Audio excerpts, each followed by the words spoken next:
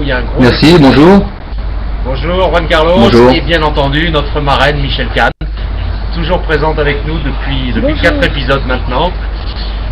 Bienvenue sur le plateau, bienvenue dans ce bel épisode. Aujourd'hui nous allons parler donc d'un art un peu particulier puisqu'il va s'agir d'écrire avec de la lumière.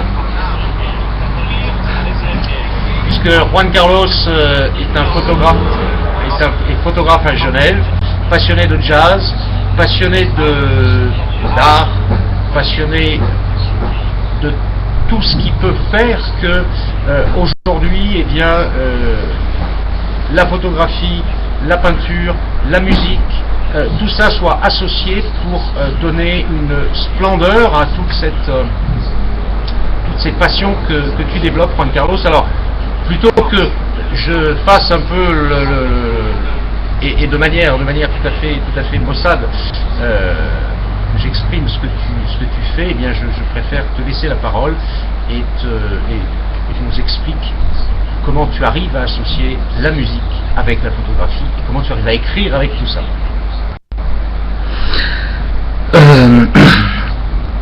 Donc, je vous raconte un peu mon histoire. Je suis photographe depuis seulement 7 ans, ce qui est beaucoup et qui est peu à la fois. C'est ma passion pour le jazz qui m'a amené à la photographie, clairement. Et j'ai commencé à photographier des concerts de jazz parce que je voulais fixer ça, je voulais fixer le son, on va dire. Et on m'a très vite dit que j'avais un œil pour le faire. Donc évidemment, ce sont des choses auxquelles on ne croit pas du tout, et je me demande si j'y crois encore parfois. Et on a toujours des doutes, hein. Et donc on continue, on diversifie, on commence à photographier d'autres choses, on commence à photographier la vie, les gens, tout ce qu'on aime, tous les gens qu'on aime ou qui nous aiment aussi. Et on essaye d'exprimer ça à travers des images, ce qui peut paraître très facile, mais qui est en fait très difficile. Voilà. C'est une première expérience pour moi. Alors. Autant je comprends bien, c'est bien quand Michel nous explique qu'elle écrit un roman. Essaye de nous expliquer comment on fait quoi pour écrire avec cette lumière. Comment je fais J'observe beaucoup. J'observe beaucoup d'abord. Évidemment, dans ma rue, il y a beaucoup de bruit. Je suis désolé, je n'habite qu'au 2e étage. Vous entendez peut-être ce bruit? On va nettoyer ma rue là. C'est une horreur. Voilà. Donc d'abord j'observe beaucoup. Et ensuite, concernant les musiciens, on va parler de ce que je fais le plus quand même. C'est quand même au centre de mon activité. J'essaye de les connaître, de connaître leur musique avant. C'est assez rare que j'aille à un concert sans rien connaître d'eux. Mais ce qui peut être pas mal aussi, hein. Parfois j'y vais un peu en sauvage pour improviser, parce que finalement la manière dont je photographie, c'est un truc auquel j'ai pensé il n'y a pas si longtemps que ça. C'est assez ressemblant au jazz, quoi. C'est pas mal d'improvisation.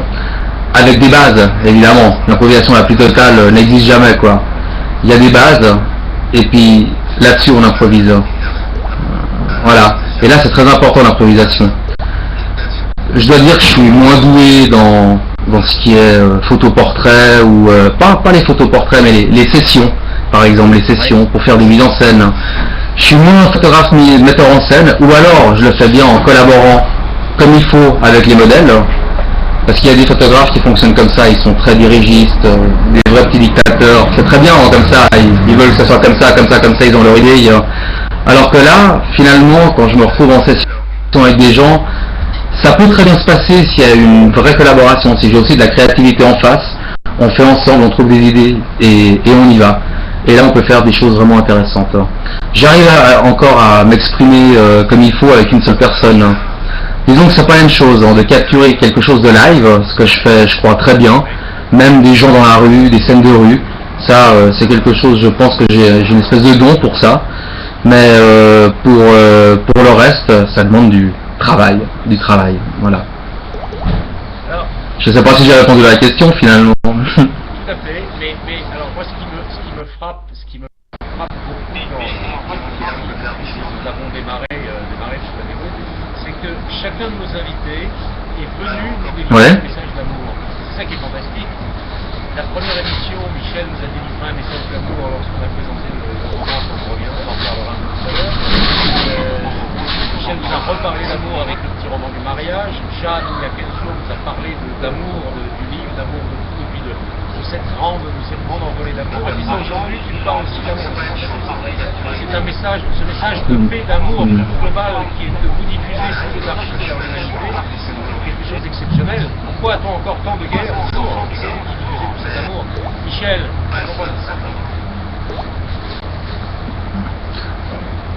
Michel, vous avez entendu la question? Enfin, pas une seule question. Oui, je vous entends. Oui. Michel, vous nous avez entendu? Oui. Vous en priez, vous? Oui, alors, je voudrais dire que ce qui me touche beaucoup dans le travail de...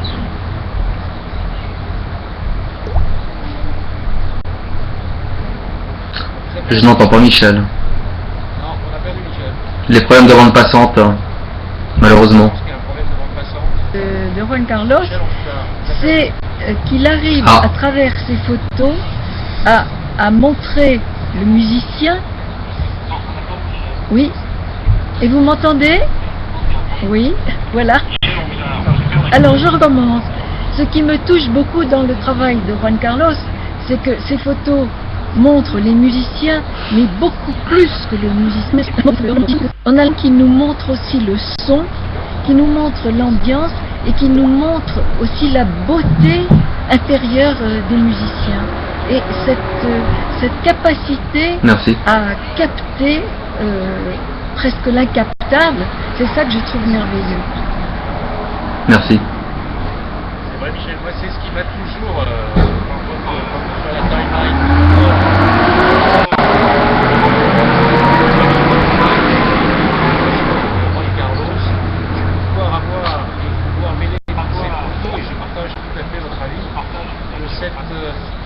Cette expression instantanée de la photo liée à cette expression magique et aussi instantanée de la musique qui l'accompagne.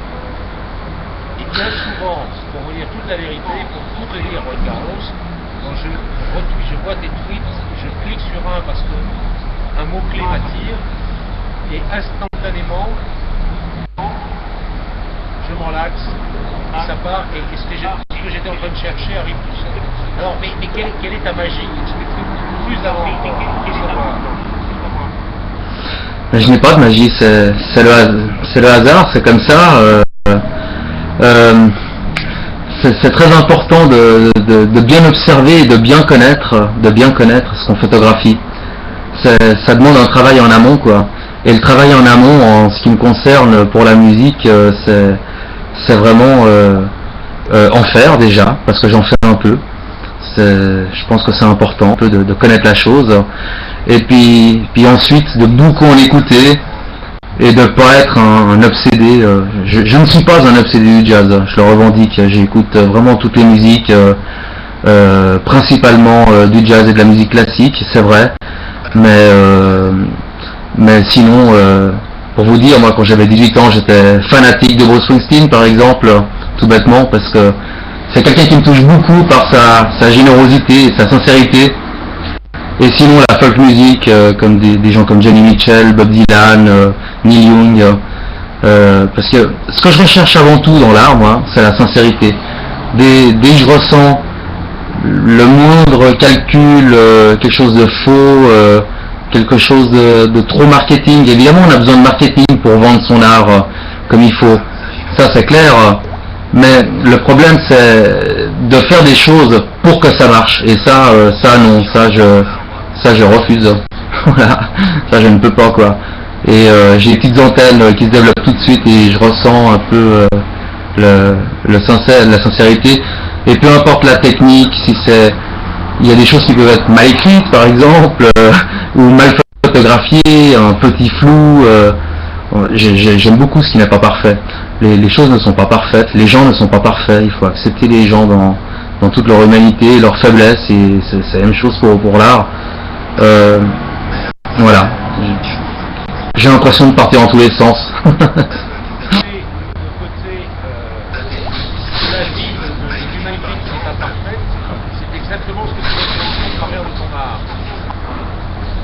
Ouais. La véritable histoire de la vie, comme tous les poètes expriment ce qu'ils ont au fond de leur âme, et les derniers poèmes de Jeanne a posté sur son blog, je vous recommande de les lire, chez jeanne.free.fr. Ils sont magnifiques. Absolument. Et c'est finalement, c'est l'expression de tout ce que tu viens de dire, l'expression de cette imperfection qui nous fait vivre, qui est le reflet de notre vie à tous, et c'est magique. On a eu l'occasion d'en discuter un peu hier en préparant l'émission, mais c'est vrai que les photos ne sont pas photoshopées. Elles sont brutes du boîtier. C'est ça qui est remarquable. Mais alors, comment est-ce que tu... Très peu photoshopé. Non, il faut être honnête. J'ai photoshopé un peu quand même. Des petites choses, contraste, etc. Mais c'est pas... Non, c'est pas du Photoshop. C'est pas la photo de publicité. Absolument. Voilà. Comment fais-tu pour le dernier poste c'était le poste que tu as mis à propos de Keith Jarrett, qui m'a rappelé toute mon adolescence. Alors comment tu as choisi les photos que tu as associées à Keith Jarrett? Excuse-moi, tu as dû te tromper parce que je n'ai jamais photographié Keith Jarrett. Il est d'ailleurs presque impossible à photographier. Et tu as mis sur ton blog des renvoyés à Keith Jarrett avec des photos que tu as associées. Non, excuse. Désolé. Tu te trompes. Désolé. Bon, alors je me trompe. Keith Jarrett est vraiment quelqu'un. Keith Jarrett déteste les clics de photos et je pense que si un jour je le photographie, c'est comme Ornette Coleman, c'est en session, en face à face. Parce qu'en concert, je vois mal quoi. Quelqu'un d'aussi... Pardon, je vais me taire, ça va être mal vu. Hein. Mais on va dire qu'il est extrêmement sensible. C'est quelqu'un qui annule des concerts à cause d'un toussement, qui arrête son concert à cause de quelqu'un qui tousse dans la salle. Donc c'est un immense artiste, un génie. Non, ouais. Enfin, Je peux tout dire dans le studio du choix des mots, c'est un espace de libre expression. Tu vois, j'ai bêtises, moi, j'ai fait une fusion entre deux de tes postes, qui sont nombreux donc, et qui attirent la Désolé. Ça va tuer.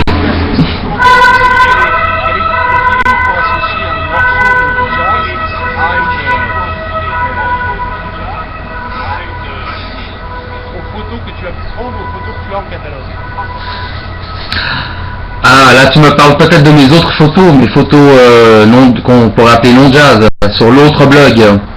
D'accord. Oui. Alors là je fonctionne de deux manières. La plupart du temps une photo et je colle cette chanson à cette photo. Ça m'exprime un sentiment, bon évidemment comme j'écoute beaucoup de musique et puis que j'ai une espèce d'ordinateur dans la tête avec 300 000 titres, eh ben ça peut très vite venir quoi. Mais parfois il m'arrive, et là c'est le plus excitant, c'est d'avoir un titre de chanson en tête que j'ai envie de mettre en image et de partir avec mon appareil ou de le garder dans la tête pendant, ça peut être sur plusieurs semaines, et de garder ça en tête dans un petit coin là, et un jour de prendre la photo qui correspond à cette chanson. Ah, il y a quelqu'un qui nous dit, je crois que c'est Jeanne, on t'entend loin Philippe. Ça y est. Est-ce que c'est mieux Jeanne? On a de très belles remarques dans la chatroom sur toutes les émotions dont on a pu parler précédemment. Ce qui est intéressant, je vois, ouais. Ce qui est intéressant, c'est que finalement tu travailles tous azimuts. c'est pas fatalement une photo qui t'inspire de la musique, c'est aussi de la musique qui Non. t'inspire Parfaitement. qui t'inspire une photographie. Michel, comment ça s'est Parfaitement, ça, parfaitement. dans les émotions majeures de l'écrivain, du photographe, de la musique? Je voudrais dire quelque chose qui me passe par l'esprit. Je vous en prie, Michel. C'est que Oui, justement, dans le genre de métier, des métiers d'artiste,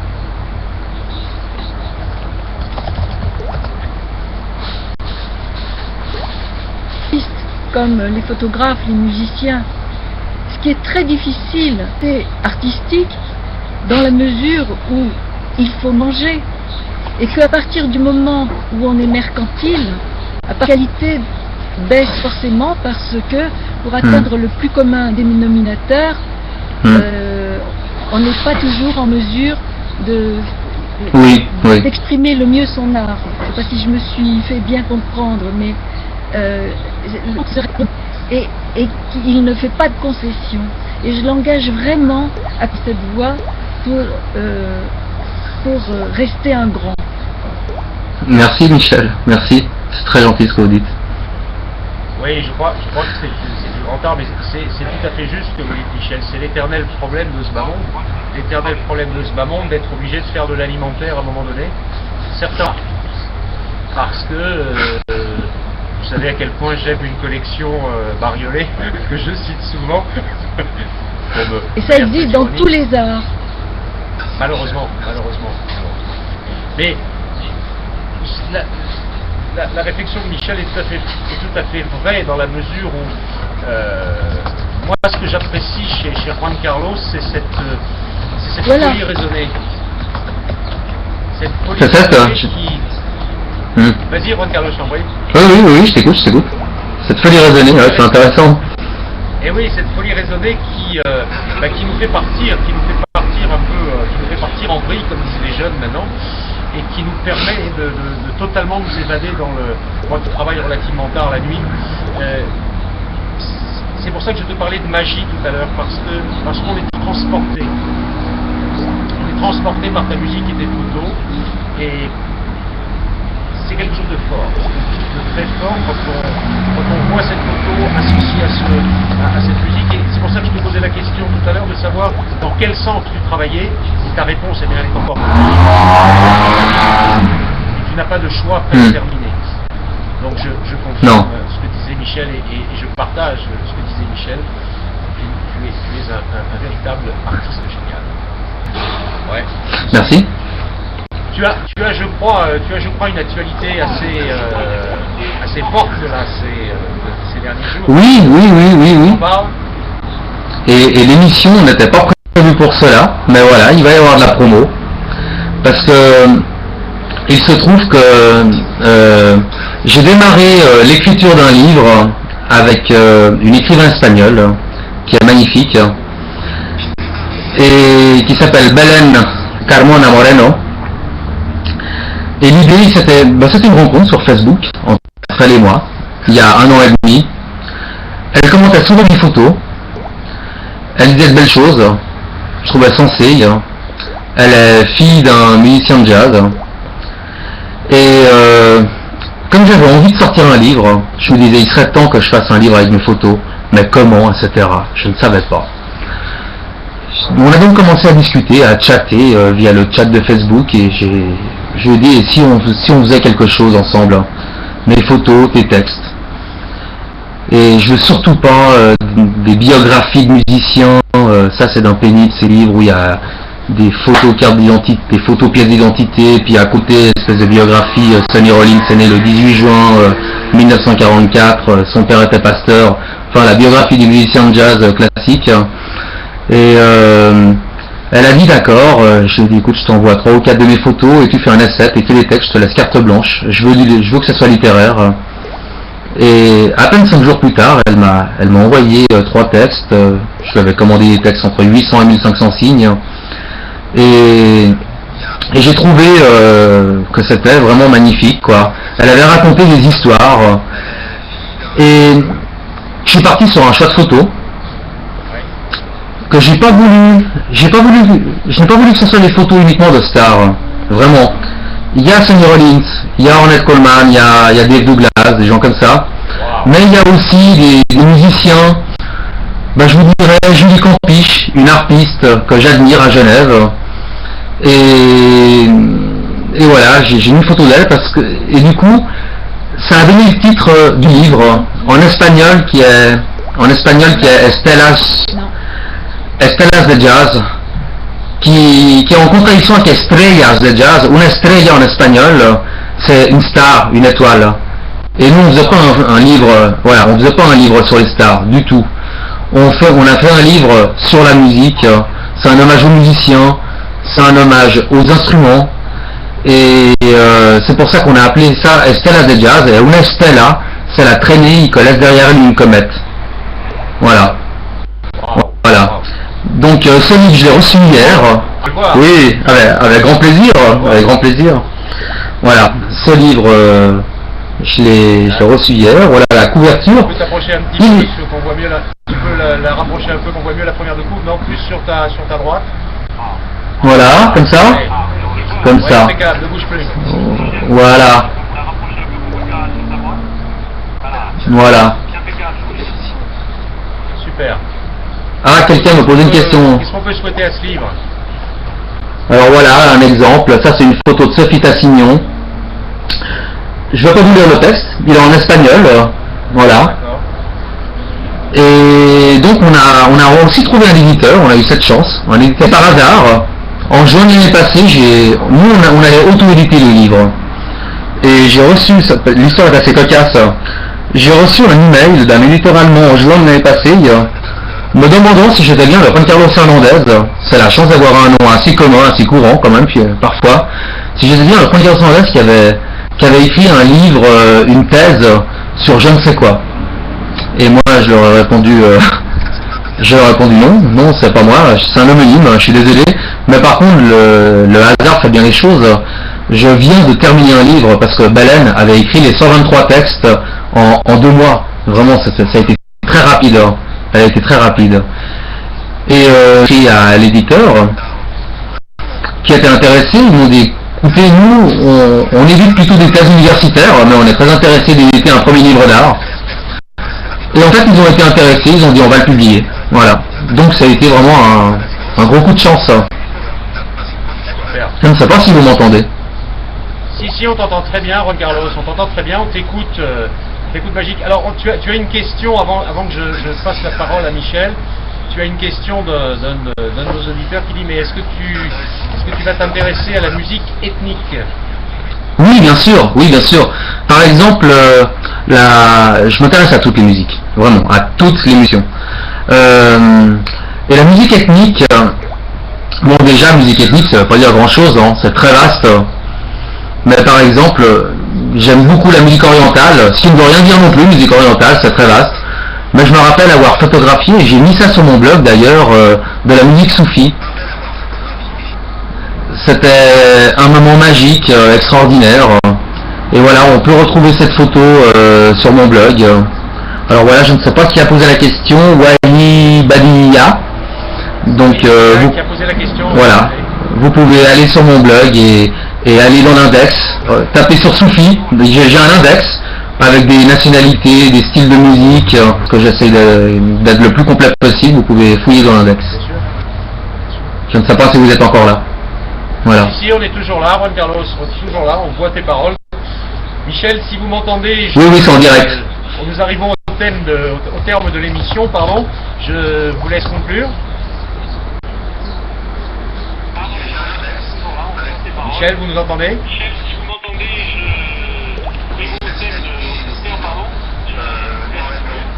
Oui. Oui.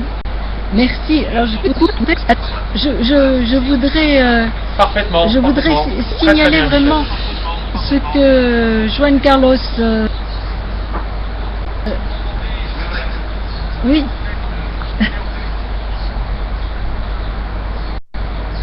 Allez-y, Michel. Bien, ce que je trouve remarquable dans l'œuvre de Juan Carlos, c'est cette